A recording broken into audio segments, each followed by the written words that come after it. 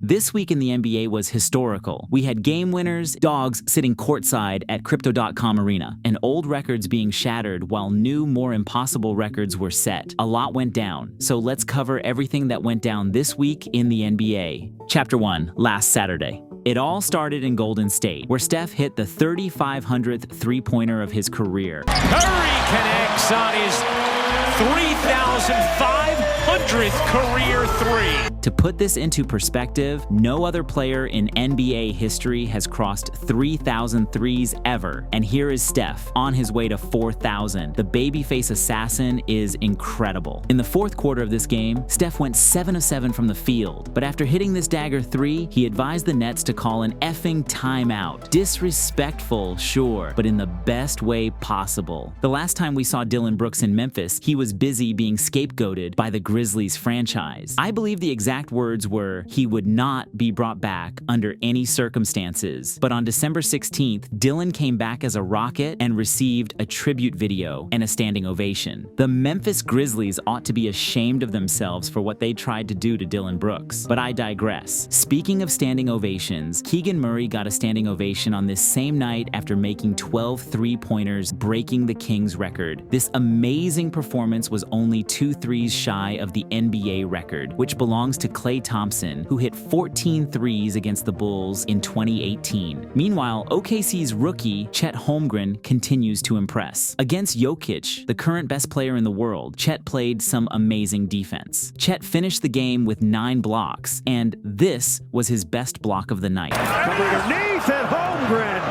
collapses him.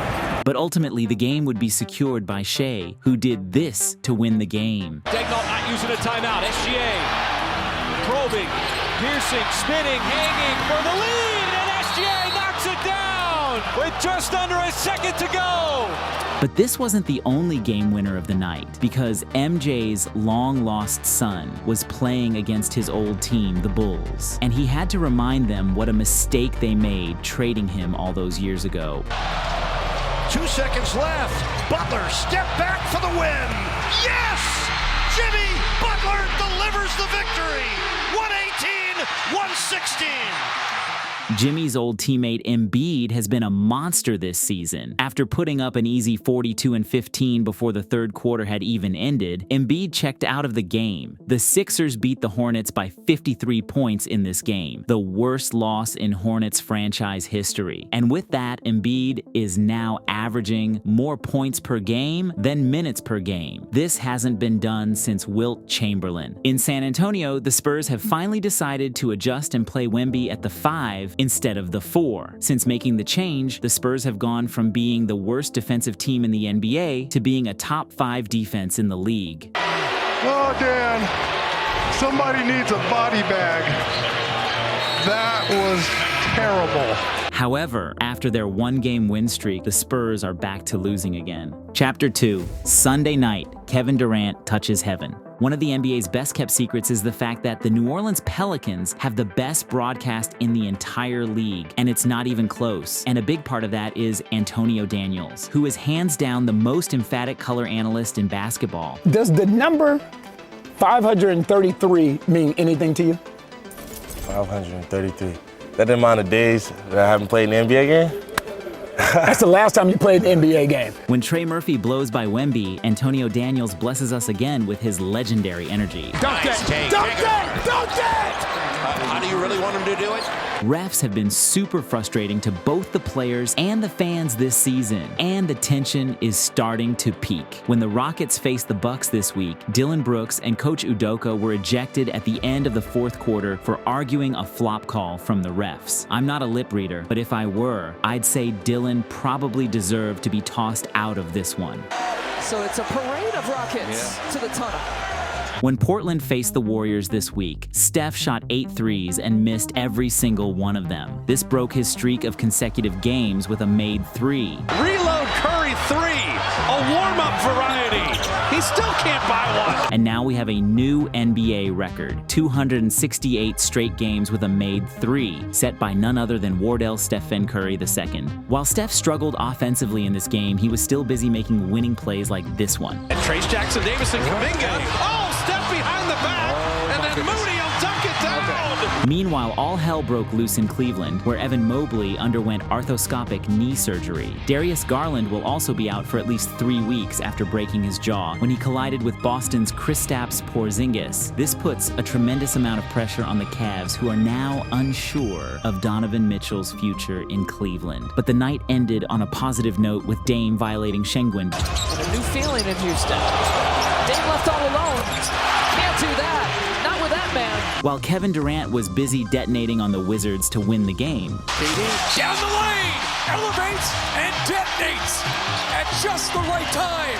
Chapter 3, Monday night, Dogs and Snow Angels. Monday night was crazy. The Lakers unveiled their banner for the first ever NBA in-season tournament championship. But the highlight of the game was this dog that was sitting courtside wearing an Austin Reeves jersey. The dog is a service dog, and its name is Brody. There is a dog in the front row. Look at that pup. Unfortunately, Brody wasn't enough to will the Lakers to victory against the Knicks. The Lakers' little brother, the Clippers, were also not to be outdone on the night. Against the Pacers, James Harden exploded for 18 straight points in the fourth quarter. The peak of the absurdity from the Beard came on this play, where the Pacers tried to send a double, but James double-crossed Buddy Hield before pulling up for the and one step-back three. Did he step on me? Stepped on his foot. Unlike the Clippers, the Pacers started the season hot. And Toppin is going to throw it down. But since losing in the NBA Cup Finals, they have gone on a 4-game losing streak.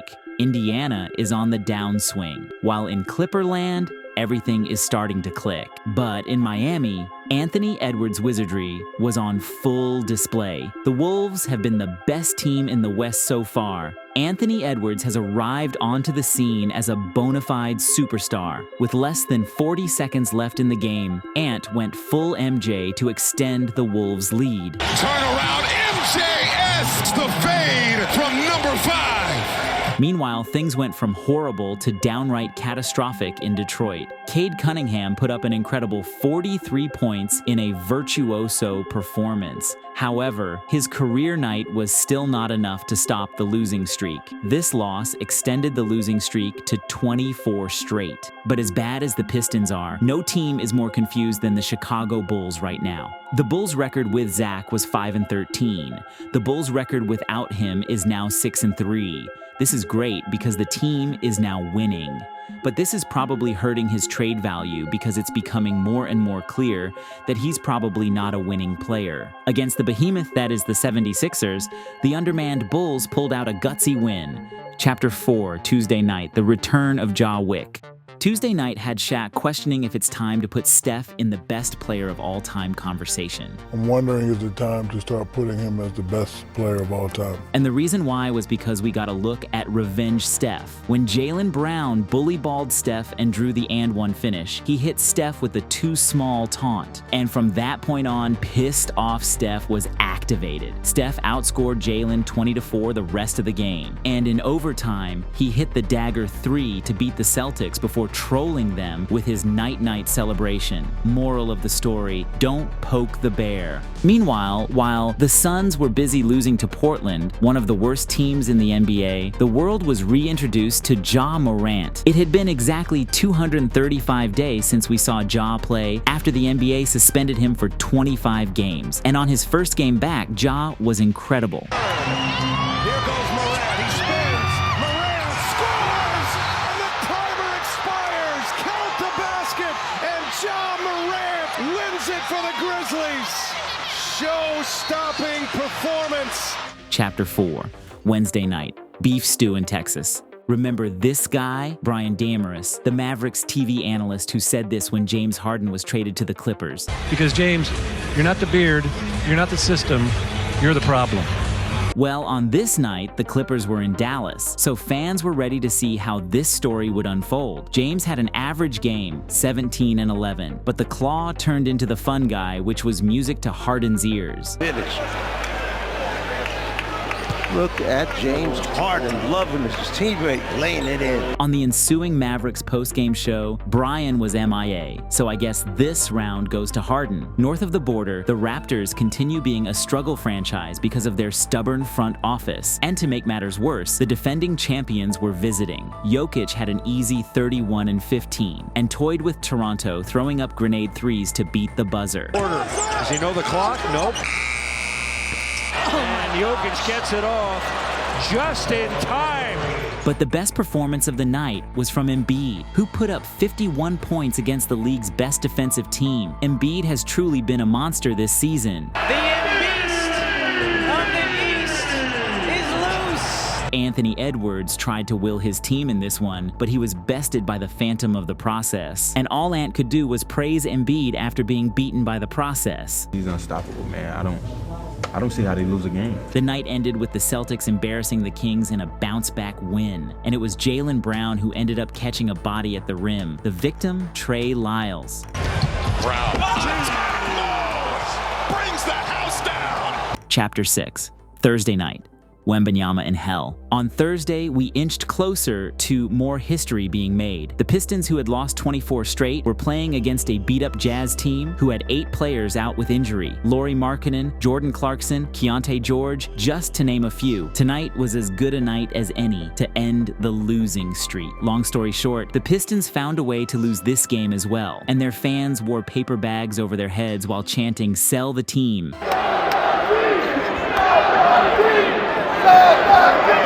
Cade Cunningham was in disbelief. Yeah, we're not 2-26 bad. You know what I mean? Like, no way are we that bad. The Pistons are now 3 losses away from tying the all-time longest losing streak in NBA history. There are poverty franchises in the NBA, and then there's the Detroit Pistons. Meanwhile, San Antonio has begun another losing streak that is now sitting at 3. When the Spurs faced Chicago this week, even the Bulls color analysts were disgusted and shocked at the Spurs' inability to find Wemby when he's wide open. I don't know how you miss a 7-4 guy. Yeah, how do you exactly I just not don't see him in your understand field that. of vision there? Ja Morant was great in his second game back, but he wasn't as electric as that first one. Nevertheless, look at the way he is toying with the defense since coming back. Santi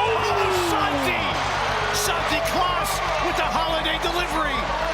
After the Grizzlies beat the Pacers, Ja celebrated with the fans in the tunnel. That's so, baby. But the best game of the night would be Clippers versus Thunder. OKC is currently the second best team in the NBA, but the Clippers were only 1 game behind them. Jalen Williams absolutely feasted on the Clippers, but it was Chet who would win the night with this play. Holmgren, little up and under, off the backboard. Chet Holmgren set it up for himself. Chapter 7, Friday night, a night of texts. After losing Bradley Beal again, the Suns are almost out of the playoff picture. Against the Kings, Kevin Durant got a backcourt violation called against him. The Suns' head coach, Frank Vogel, immediately went irate on the ref, which earned him a tech. Oh yeah, Herder, how about the physicality and the pressure forcing the turnover? And Frank Vogel, he's about to get run. You saw that. You saw that coming, right? I mean, Frank Vogel practically sprinted out to Josh Chippen, I think intentionally to get that technical. When Steph drove into the paint against the Wizards, Deni Avdija clearly pushes him. The ref doesn't call the foul. Naturally, Steph is upset about it, so he reacts, and the refs tease him up for it. Personally, I work in healthcare. If I made as many mistakes as these refs make on a daily basis, I would have been thrown in jail a long time ago. Well, it's not often you see Steph Curry get that heated. But ultimately, it was the Sixers who made history last night. The Sixers beat the Raptors, and Embiid, Maxey, and Tobias Harris became the first 3 Sixers players to score 30+ in the same game since 1961, when the Sixers were still the Syracuse Nationals. If you end up enjoying this video, please subscribe. It's free, and you can always change your mind. Anyways, wherever you are in the world, be the GOAT of that moment. Stay goated. There is a dog in the front row. Look at that pup.